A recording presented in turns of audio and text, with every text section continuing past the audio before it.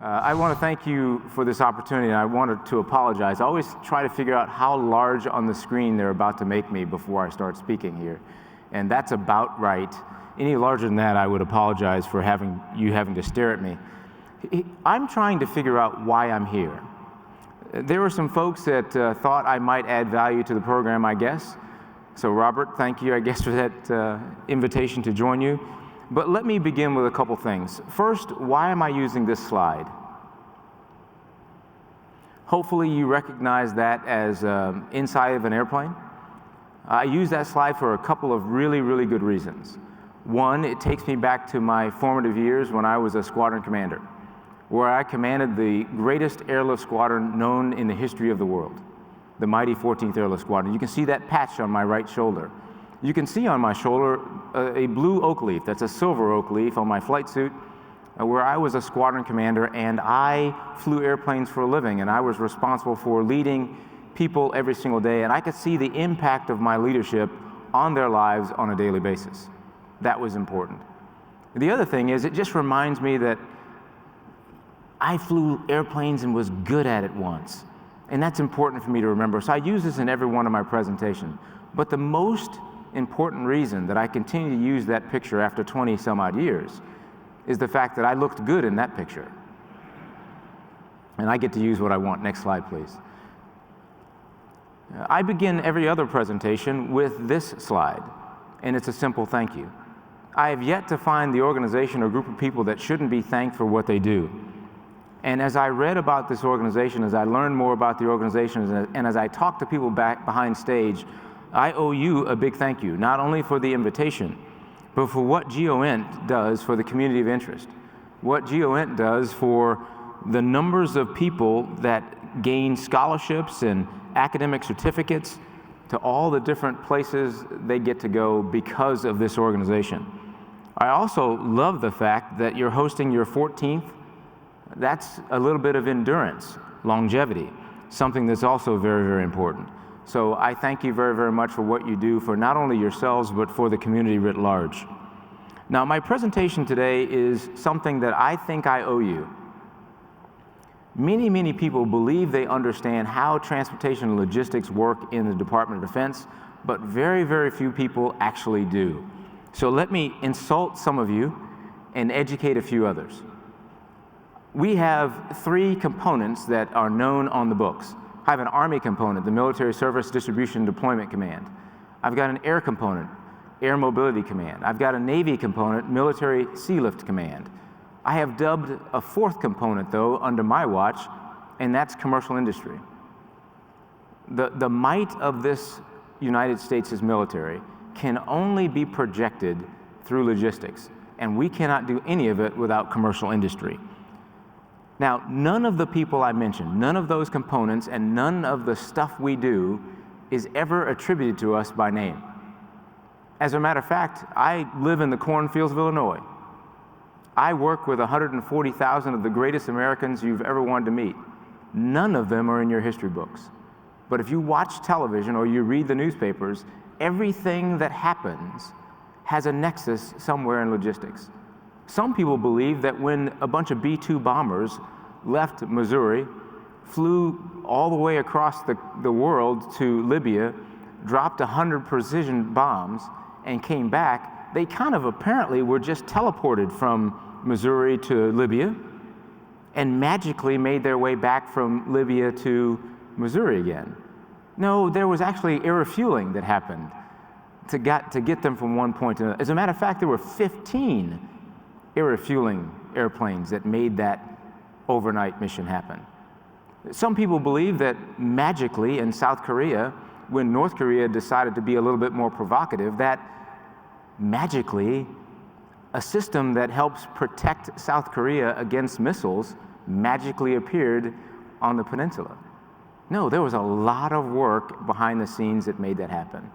Now, I am very proud to call myself the commander of the best combatant command in all the Department of Defense.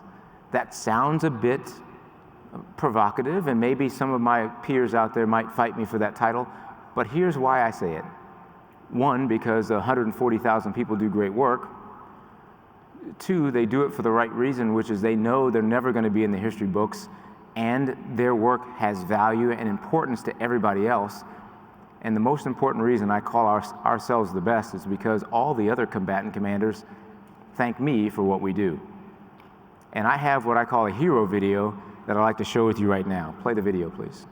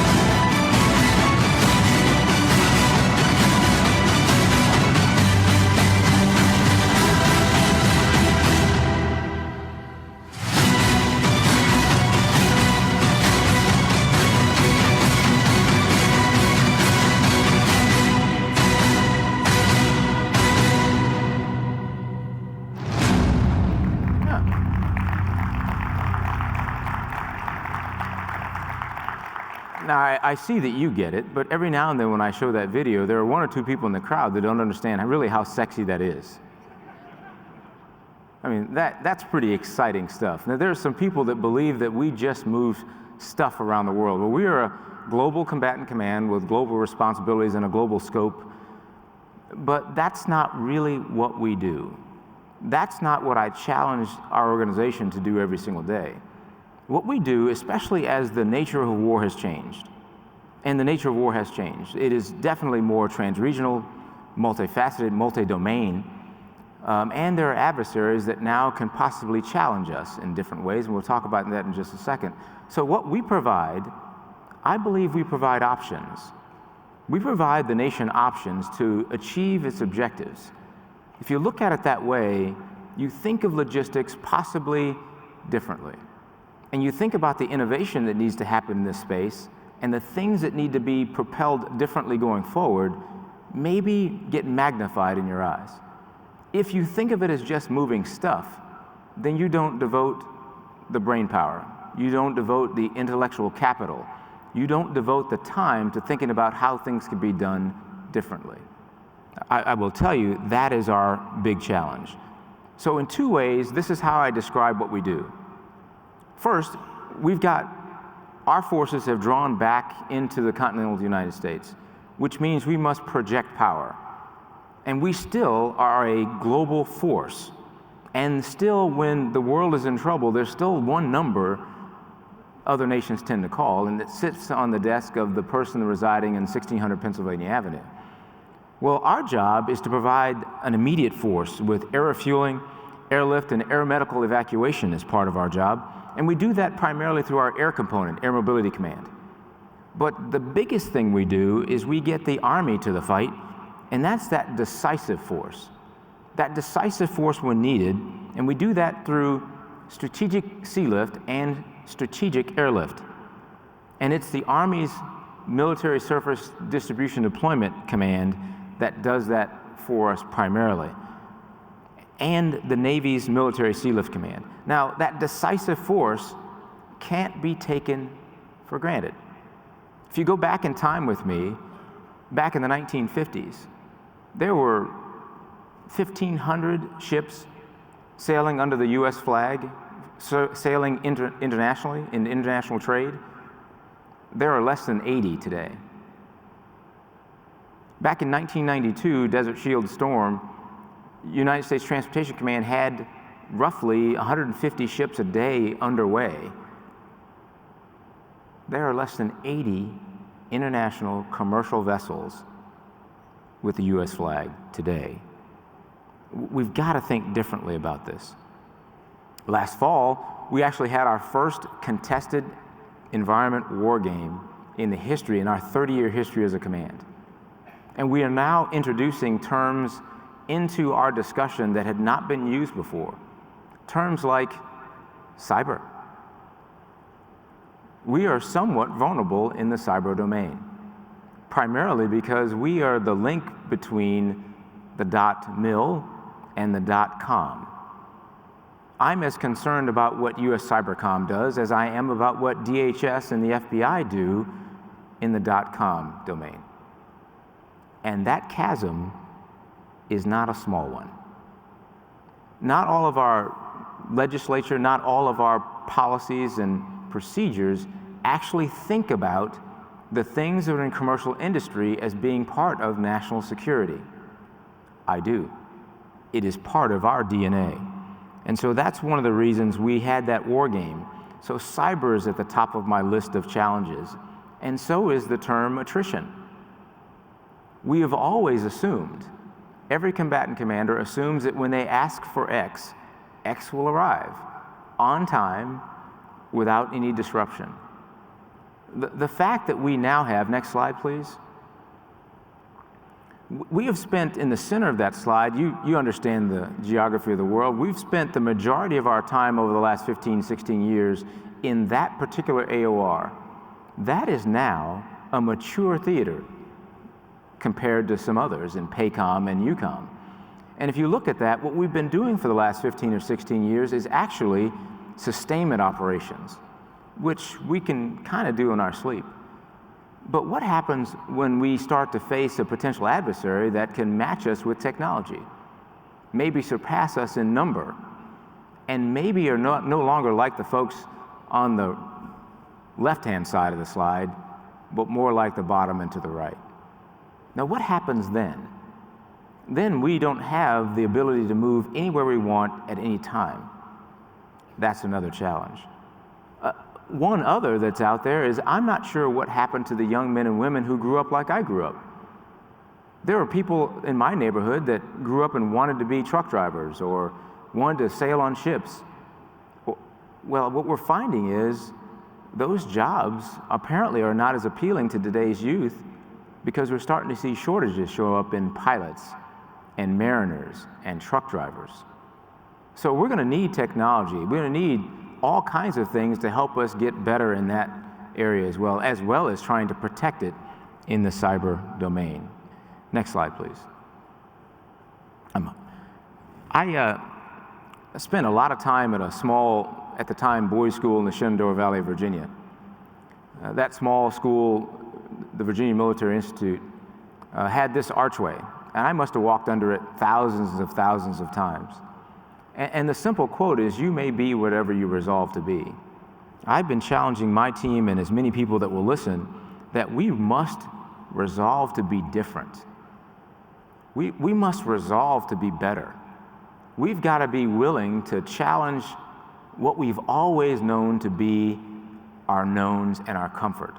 And the worst people in the world to try to change are the people who own a particular process or procedure.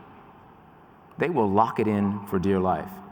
I believe in my heart that it's mainly because risk avoidance. I think there's some elements of fear. And if we get locked into always doing things because we've always done them, which is not this organization, our adversaries will have a much, much easier time.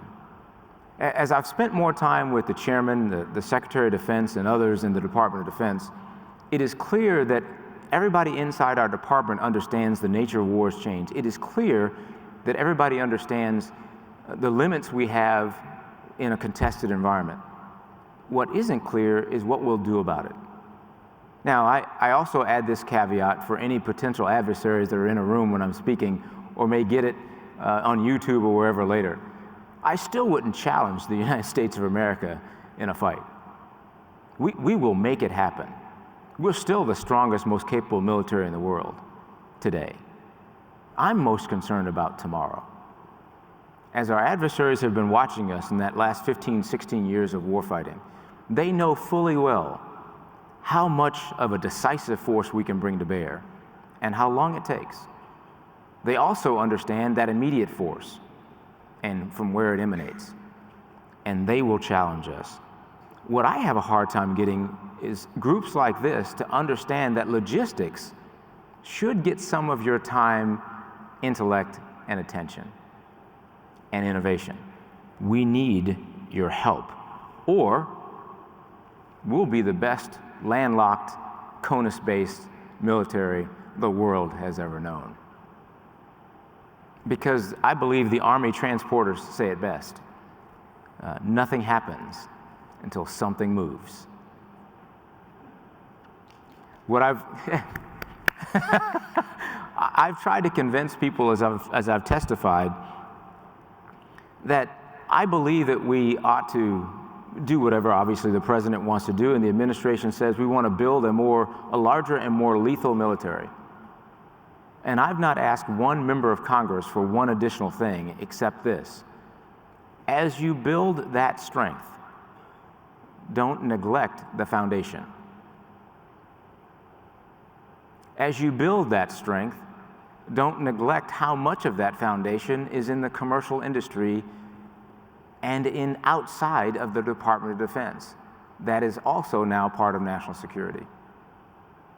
I believe people are understanding that, but it is part of my evangelical work that I go around insulting people about what USTRANSCOM is today and going forward, that I need to bring that up to you.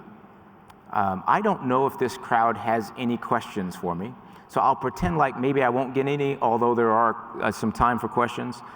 I challenge you with this. This is our time. Many times we look around for someone else to solve our challenges. Who else is going to come up with the bold solutions? Where are the leaders that are going to get us through our time? We cannot call to some other people from some other time for help. It is on our back. We have to change. We can't always change the world, but I say you change your portion of the world. Start there. Start small. If you're in charge, try to convince your people that you will take the risk if they would take on the challenge. I tell my folks all the time, I will take all the risk if you're willing to change and tell us what the right answers are. And don't let fear and fear of failure keep you from doing what the right thing is that you know. Well, as I've watched the young people that are in our military today and the young people that are outside our military today, they are disappointed in me because they believe I have an answer that I'm just too afraid to implement. Unfortunately, I don't have all the answers, but I believe that some of the people that have them are in fact afraid to implement them for a myriad of reasons. Our enemy is counting on that fear. Our potential adversaries know more about us than we think they do. Now, I hope I get some questions, but if I don't, I want to leave you with a quote. And the quote is because, one, I'm a military officer, and therefore I must quote a dead guy. You can't have a briefing from a military person and have without a good dead guy quote. But I also got to thank you for at least letting me get up here and insult your intelligence, tell you a little bit about the 140,000 people I believe ought to be in the history books, who will never be in the history books, who underpin the great power of this nation, give us the ability to be the world's only superpower. There are 3 great powers in the world. There's only one superpower. A superpower difference is the fact that only one nation can project power into the near abroad of another great power. One. Logistics gives us that ability. But if we don't change something, if we don't think differently, we may not remain in our superpower status, and we'll definitely be challenged by somebody else. So let me give you the quote from a really wise philosopher, the Lorax. And it's simply, unless someone like you cares a whole awful lot, nothing is going to get better. It's not. I trust you and the great many people around this country who are charged with changing, innovating, being different, to lead boldly and not be afraid to do the right thing that we all know needs to happen to change the world that we live in so that right continues to be right. Thank you very much for your time.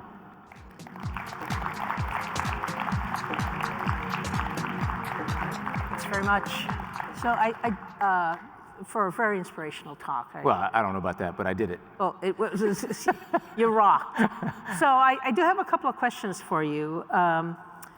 You talked about halfway through about the shortage of pilots and truck drivers, that it doesn't seem to appeal to the new generation. So I was wondering if you could say anything about the movement towards self-driving cars, autonomous vehicles, how you and the command think about it, what the advantages and disadvantages of are incorporating these technologies into your mission. Yeah, it's not if, it's when. And if we could do it tomorrow, I'm ready. It is not to just solve a manpower problem that I project that we'll have. It's really to get after the way we ought to be doing business. However, that's got to be a cyber-protected force. And so that new autonomous force has to be, as we look at force protection now as protecting flesh and bone, we've got to look at that new force protection in a different way. Mm-hmm. Now, this actually leads to a more broader question, which is, traditionally logistics has been thought of as, I hope I don't offend you by using this term, as sort of a blue-collar activity with not a high amount of technology involved in it. But it strikes me that the future of logistics is really one that has to be technologically empowered. What are your thoughts? True. From everything from how we view the globe. So I need global situational awareness. If you believe it or not, that we don't have every single asset that we'll need for every corner of the world every single day. And in this nature of war, one of the things that's changed is our definition of peace. If you are a regional power, peace looks like your region is settled. If you're a global power, a great power, or a superpower, what is peace across the globe?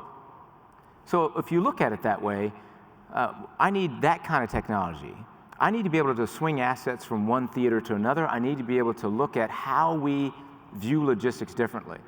And no one has ever in the history of mankind thought of logistics as high-tech or sexy. I will tell you they're both, and extremely necessary. Mm. I'm sure you heard from backstage the presentation. Are you moving that way because of our mic interference? I'm moving away because I dropped something and I don't want to delicately bend over, and I don't want anybody to step on it. Thank you. This is reality here. Thank you very much. So I'm sure you heard the presentation that preceded you. I did. And that's why I was scared to come out here. There's a lot of discussion now about everything being virtual and, living in this virtual world. And of course, there's no way that you can make logistics and movements virtual. So do you worry that this emphasis on unreal experiences is part of the dynamic that is leading society to underestimate the importance of physical logistics? No, because the reality of physical logistics will be awakening. Uh-huh. And so, but here's another thing. I don't necessarily think about the movement of the stuff we move every day around the world. What I think about is the information flow. We've kind of transitioned. Sure, we still move a lot of stuff, but I care less about the actual thing as I do about knowing where it is, when it is going to arrive, and that kind of. So it's really the data. And so I'm actually looking to hire a data analyst. I want structure in my organization that gets me a data lake so that I have access to data when I need it across the entire spectrum across the globe. It's less about the actual box. Right, right. Interesting. You talked and you showed the map about the AOR that we've grown accustomed to in the Middle East and North Africa. And I appreciate this question might be a little delicate given this audience, but essentially I'm asking you the what keeps you up at night question. I know to run something like the Transportation Command, you've got to work through lots of difficult scenarios and have some precision in how you think about them. Are there some scenarios that really worry you about sort of the capabilities, the heavy lift capabilities we may have? Yeah, so my biggest worry, and people don't like me to talk about it, because people believe that I'm giving the adversary a tip-off on what may be our challenges. Our adversaries know what our challenges are. This is no surprise. As a matter of fact, we have telegraphed exactly and made our own challenges. We decided that, buying the stuff that I need is not very sexy. It's not very appealing. Nobody wants to spend the money on it. As we've taken risks and the budgets come down and all the services have had to take risks and reduce, every single one of them has taken risks in the logistics, deployment, and distribution portfolio. Every single one of them. Those are compounded for me. So what keeps me awake at night is how well I can support the other 8 combatant commanders in the jobs that they're asked to do. I know today, on any given day, I could use about 1,000 air refueling tankers. I have less than 500. Now, that's still a lot. That's more than anybody in the world. But if you're a global superpower and you need to be able to flex from one region to another, and you're not worried about that one little area of the world, you need a few more. And those tankers are getting older. They were young, they were old when I flew them. And that was quite a few years ago that I flew the KC-135. But my grandson, who's now 2 years old, may fly that airplane. Wow. That's how long we're going to keep it. Wow. A book I read about 15 years ago that made a great impact on me was the Tsar's Last Armada, about the Battle of Tsushima Straits, where after the debacle at Port Arthur, the Russians had to sail their navy all the way around, their Baltic fleet, all the way around the world to Japan, a battle that they lost in 3 hours. And most of the book had to do with how that navy overcame its logistical challenges. So back then, it was about getting coal for the ships as they sailed around the world. So what's today's equivalent of the coal problem in logistics? It's actually a similar problem. So it's how do you fuel the fight?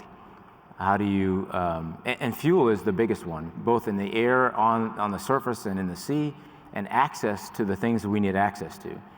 Do we have enough fuel around the world? Do we have enough access if people who own that access decide to not give us access to it? Some people believe that the Department of Defense can do all this on their own. We actually need a whole of government approach to a lot of these things. We definitely need a Department of State.